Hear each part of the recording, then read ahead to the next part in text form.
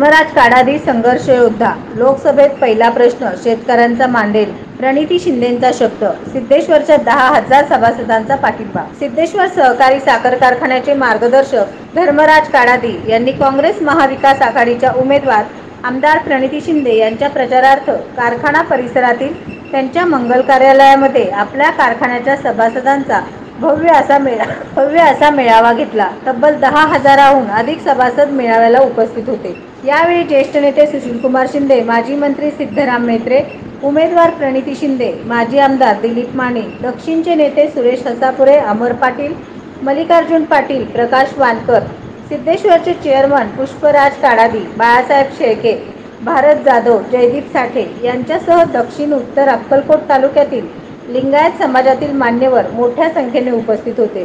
प्रणिती शिंदे म्हणाल्या, ही लढाई आता माझ्या एकटीची राहिली नसून तुमची आहे. एक वेळ मला साथ द्या, पुढची लढाई मी स्वतः लढेन. धर्मराज काडादी हे संघर्ष योद्धा आहेत. भाजपच्या नेत्यांनी त्यांना किती त्रास दिला, चिमणी पाडली, अडचणी आणल्या, फोम मैदानाच्या विषयावर तर त्यांना आंदोलन करावे लागले.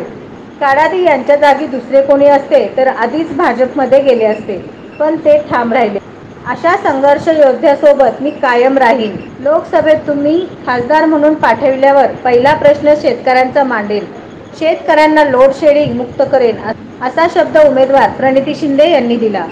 यावेळी धर्मराज काडादी, सिद्धराम म्हेत्रे, मल्लिकार्जुन पाटील, जयदीप साठे यांनी आपल्या भाषणातून भाजपाचे उमेदवार राम सातपुते यांच्यावर तोफ डागत प्रणिती शिंदे यांना या निवडणुकीत विजयी करण्याचे